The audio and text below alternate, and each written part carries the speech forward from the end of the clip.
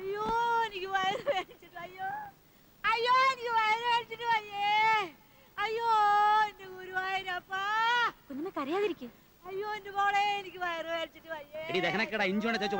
ഇഞ്ചി വേണോ? ഇഞ്ചി വേണ്ട, എനിക്ക് സാധാരണ വരാറുള്ളതാ. അയ്യോ അയ്യോ നിങ്ങളത് പോയി ഡോക്ടറെ വിളിച്ചിട്ട് വരികേ. ഒരു ഡോക്ടർ ആവശ്യമില്ലെന്ന് ഇത് കണ്ടില്ലേ, വേഗം വിളിച്ചോണ്ട് വാ.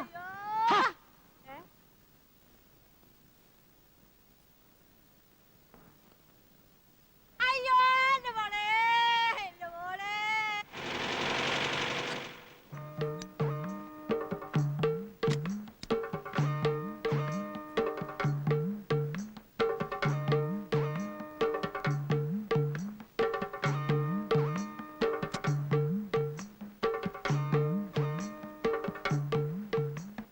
ഡോക്ടർ വന്നാ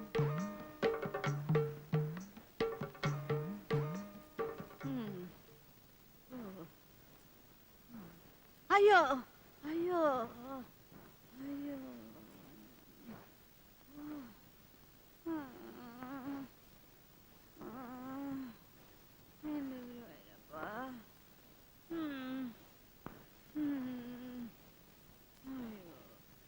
എന്താ ഡോക്ടർ? അമ്മയാണോ? അമ്മയല്ല, കുഞ്ഞമ്മയാ. വേലക്കാരിയാ, പേരാ കുഞ്ഞമ്മ. ഒറ്റ നോട്ടത്തിലൊന്നും കാണുന്നില്ല. എനിക്കും ആദ്യം അങ്ങനെ തന്നെ തോന്നി. ആ, ഇപ്പോഴത്തെ കാലമല്ലേ, എന്തും എന്തിന്റെ ലക്ഷണങ്ങളാകാം. ഏതായാലും മെഡിക്കൽ കോളേജിൽ കൊണ്ടുപോയി സ്പെഷ്യലിസ്റ്റിനെ ഒന്ന് കാണിക്കൂ. ആ, ഞാനൊരു എഴുത്ത് തരാം.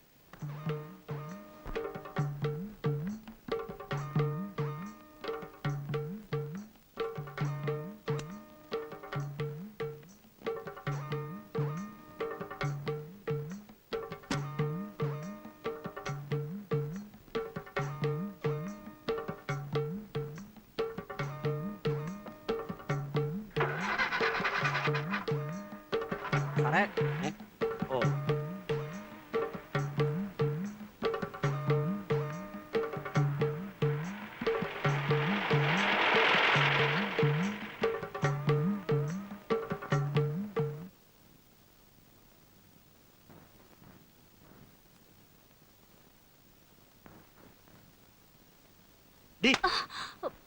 നിനക്ക് എങ്ങനെയാടി ഇങ്ങനെ പോത്തു പോലെയാണ് ഉറങ്ങാൻ പറ്റുന്നത്? ആ കുഞ്ഞമ്മയുടെ കാര്യം ആലോചിച്ചിട്ട് ഒരു സമാധാനമില്ല. കുഞ്ഞമ്മയ്ക്ക് ഇപ്പൊ കുറവുണ്ടല്ലോ. ആരുടെ അസുഖത്തെ പറ്റിയല്ലെന്ന് അവരെ ഇവിടെ എങ്ങനെ ഒന്ന് പറഞ്ഞയക്കാതെ മനസ്സിന് ഒരു സമാധാനമില്ല. സുഖമില്ലാതിരിക്കുമ്പോ നമ്മൾ എങ്ങനെയാ പറഞ്ഞയക്കുക? എന്റെ പൊന്ന് ഈരെ, അവർക്ക് ഒരസുഖവും ഇല്ല. ഒക്കെ തന്നെത്താൻ തീരുമാനിച്ചാ മതി. തീരുമാനിച്ച കാര്യമായി പറയുന്നത്. നല്ല തടിമുടുക്കുള്ള ആമ്പളുണ്ട് അവർക്ക്. കൊണ്ടുപോട്ടെ മെഡിക്കൽ കോളേജിലോ എവിടെങ്കിലും. ഈ മാസത്തെ ചെലവ് എത്രയാണെന്നറിയോ? പലചരക്കടയിലെ വെല്ലുവിളിട്ട് എന്റെ പ്രാണം പോയി. ഓ, ലോകത്തെവിടെ യുദ്ധം ഉണ്ടായാലും വിലക്കയറ്റം ഉണ്ടാകുന്ന ഈ നാട്ടിലാണ് എന്റെ ഈശ്വര. പാല്, വിറക്, മോര്, മണ്ണെണ്ണ, കുഞ്ഞമ്മ. 1200 രൂപയായി ഇതിനകം. ഇനിയും കിടക്കുന്ന മാസം തീരാൻ ബാക്കി. നേരത്തെ വീട്ടു ചെലവിന് മാസം തോറും നമ്മള് 1000 രൂപയല്ലേ കൊടുത്തോണ്ടിരുന്നത്?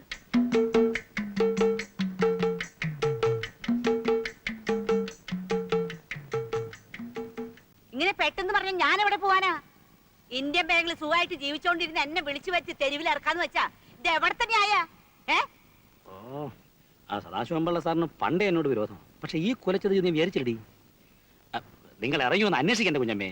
നിങ്ങളെപ്പോലുള്ളവർക്ക് നല്ല ഡിമാൻഡുള്ള സമയമായിപ്പോ. ഞാനൊരു കാര്യം പറയട്ടെ. സാറ് ബാങ്കിൽ ഒരു ക്ലർക്കല്ലേ? അതിപ്പോ നാളെ മാനേജർ ആയിരിക്കും.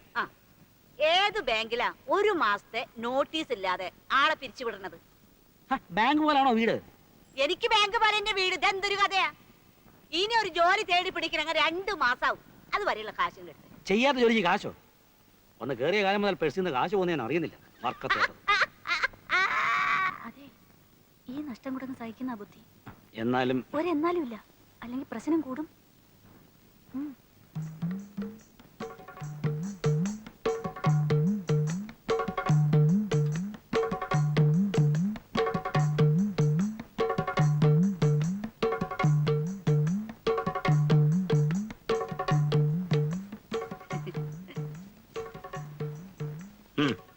ഒരു കാലത്ത് സാറിന് ഞാൻ മറക്കില്ല.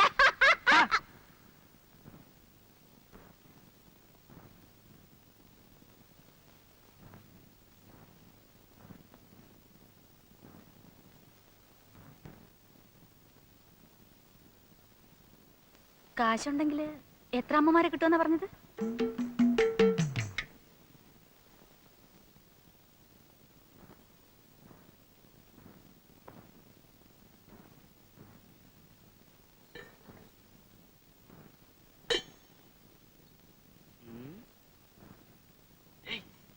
എടുത്തോ എടുത്തോ എടുത്തോ.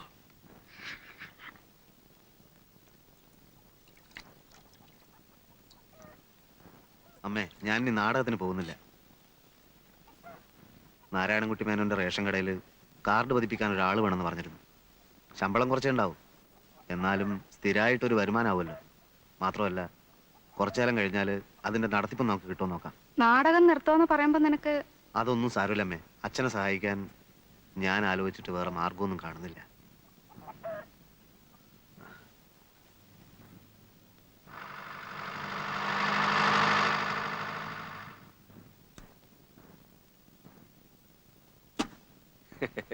നമസ്കാരം. നമസ്കാരം. നമ്മൾ തമ്മിൽ പരിചയപ്പെട്ടിട്ടില്ല.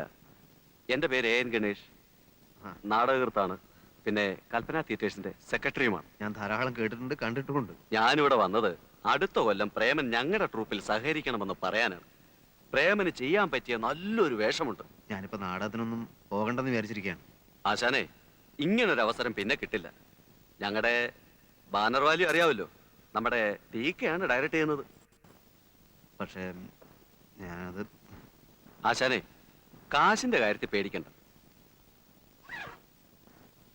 ഇതാ 5000 രൂപയുണ്ട് അഡ്വാൻസ്. ഓരോ നാടകത്തിനും 25 വെച്ച് പിടിക്കും.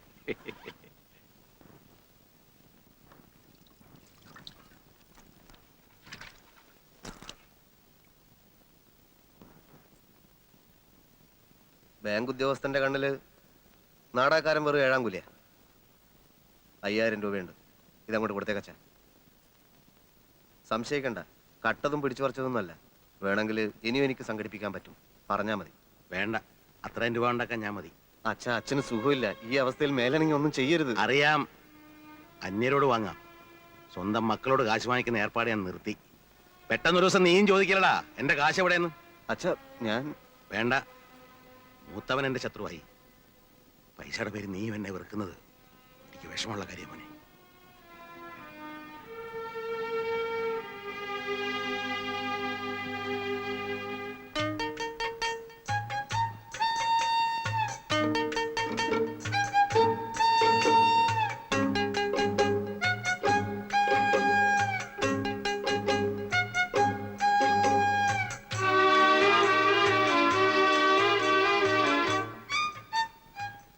ഇതെന്താ ടിന്നുകളൊക്കെ എടുത്ത് വെച്ച് കളിക്കുന്നത്?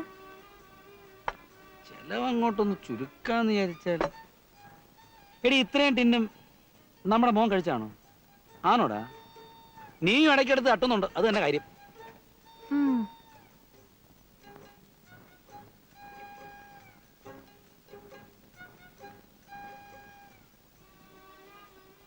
ഗീതേ, ഉം. നമ്മുടെ നമ്മുടെ വരവും ചെലവും ഒരു കണക്കിനും അങ്ങോട്ട് ഒത്തു പോകുന്നില്ല. ആ കഴിഞ്ഞ മാസത്തെ ശമ്പളത്തിൽ ഒറ്റ പൈസ ബാക്കിയില്ല.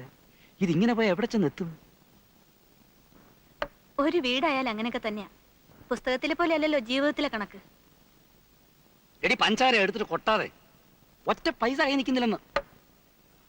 ആ, ഒരു കാര്യം ചെയ്യാം, അടുത്ത മാസം പോലെ ഞാൻ കിട്ടുന്ന ആശയം നിന്നെ അങ്ങ് ഏൽപ്പിക്കാം. നീ എങ്ങനെയെങ്കിലുമൊക്കെ നോക്കി അങ്ങ് നടത്ത്. ഇതിപ്പം മനസ്സിലുണ്ടായിരുന്ന സമാധാനവും പോയി. എല്ലാവരും ഒന്നിച്ചിരുന്ന കാലത്ത് സമാധാനം ഉണ്ടായിരുന്നു അല്ലേ? ആ, അന്ന് അമ്മയെ 1000 രൂപ ഏൽപ്പിച്ചു കഴിഞ്ഞാൽ പിന്നെ ഉത്തരവാദിത്വം തീർന്നല്ലോ. സ്നേഹത്തിനേക്കാളും ബന്ധത്തിനേക്കാളും പണമാ വലുതെന്ന് കരുതിയ അങ്ങനെ പലതും അനുഭവിക്കേണ്ടി വരും. നീ ഇത് പലതവണയായി പറയുന്നത് കേട്ടോ. മനസ്സിന് സ്വസ്ഥത നഷ്ടപ്പെട്ടിരിക്കുമ്പോഴാ അവളുടെ ഒരു ഗീതോപദേശം. ഉണ്ണിയേട്ടനൊരു വിചാരമുണ്ട്, ഉണ്ണിയേട്ടൻ പറയുന്നതും പ്രവർത്തിക്കുന്നതും മാത്രമാണ് ശരിയെന്ന്. ഇപ്പൊ മനസ്സിലായി തുടങ്ങിയില്ലേ? ദേഷ്യപ്പെടണ്ട. കുടുംബ ബന്ധങ്ങൾക്ക് വിലയിടാൻ പറ്റില്ല ഉണ്ണിയേട്ടാ. ദേ, നമ്മുടെ മോൻ വളർന്ന് വലുതായി നമ്മളോട് തന്നെ കണക്ക് പറയാൻ വന്നാ എങ്ങനെ സഹിക്കും? ഉണ്ണിയേട്ടൻ മറ്റുള്ളവരുടെ മനസ്സ് കാണാൻ ശ്രമിക്കാറില്ല. അതിന് വേറെ ആരെയും കുറ്റം പറഞ്ഞിട്ട് കാര്യമില്ല.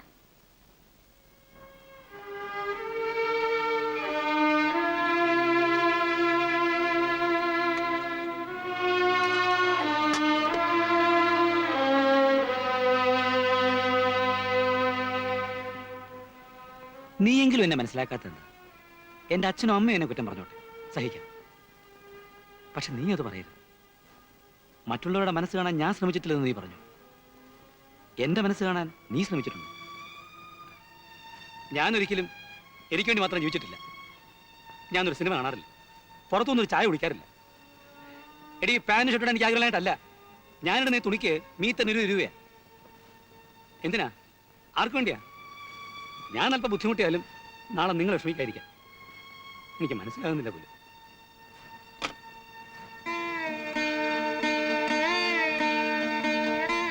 തെറ്റുപറ്റിയിട്ടുണ്ട്, പലരെയും വേദനിപ്പിക്കേണ്ടി വന്നിട്ടുണ്ട്. പക്ഷെ അതൊന്നും വേണമെന്ന് വെച്ചിട്ടല്ലായിരുന്നു.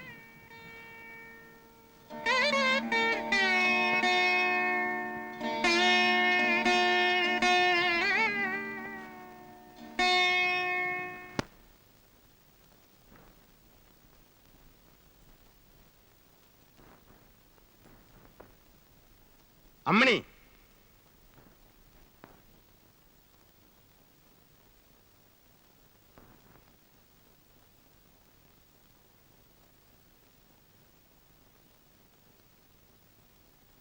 ഉണ്ണിയെ വിളിക്ക്.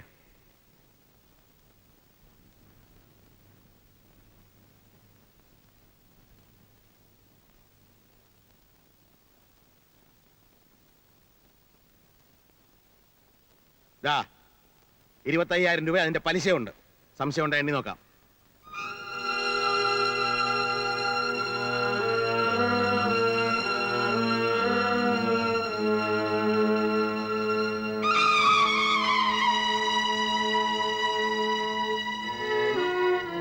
എനിക്ക് കാശ് വേണ്ട അച്ഛാ. എനിക്ക് ഒരുപാട് അബദ്ധങ്ങൾ പറ്റിയിട്ടുണ്ട്. അച്ഛൻ കഴിഞ്ഞെല്ലാം മറക്കണം. അതൊന്നും എനിക്കറിയണ്ട. എന്റെ വാക്ക് ഞാൻ പാലിച്ചു. ഇനി നിന്റെ വാക്ക് നീ പാലിക്കണം. പോകുമ്പോ നിന്റേതായിട്ടുള്ള എല്ലാം ഇവിടുന്ന് കൊണ്ടുപോവാം. നിന്റേതല്ലാത്തത് ഒന്നും ഇവിടുന്ന് എടുക്കാൻ പാടില്ല.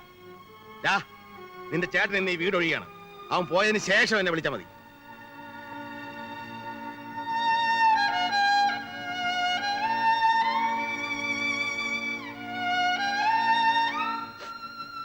നീ മോനെ എങ്ങത്താ?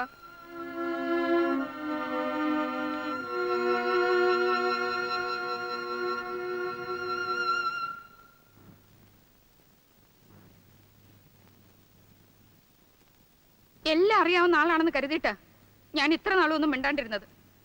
മക്കളെക്കാൾ ചെറിയ മനസ്സാണെന്ന് ഞാൻ അറിഞ്ഞിരുന്നില്ല. അവൻ അന്യനൊന്നും അല്ലല്ലോ, നമ്മുടെ മോനല്ലേ. അവനായിട്ട് ഒന്ന് മാപ്പ് പറഞ്ഞിട്ടും നിങ്ങളുടെ വാശി മാറിയില്ല. ആരോട്? നമ്മൾ ഓമനിച്ച് വളർത്തിയ നമ്മുടെ മോനോട്. നിങ്ങൾ പറഞ്ഞില്ലേ അവൻ്റെതായിട്ടുള്ളതെല്ലാം എടുത്തോണ്ട് പോകാം, അല്ലാത്ത ഒന്നും എടുക്കരുതെന്ന്. ഇത് ആർക്ക് അവകാശപ്പെട്ടതാ? അവനോ നമുക്കോ?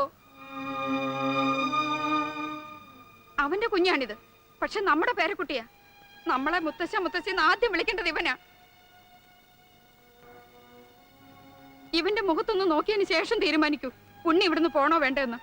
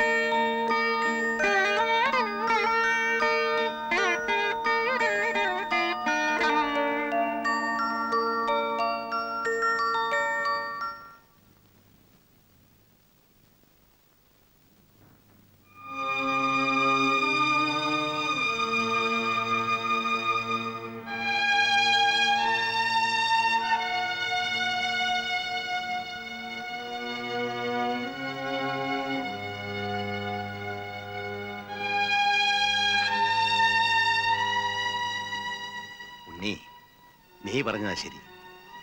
തെറ്റ് നിന്റെ ഭാഗത്ത് മാത്രമല്ല, ഞാനും ക്ഷമിക്കാൻ തയ്യാറാകേണ്ടതായിരുന്നു. നമുക്ക് കഴിഞ്ഞതെല്ലാം മറക്കാം.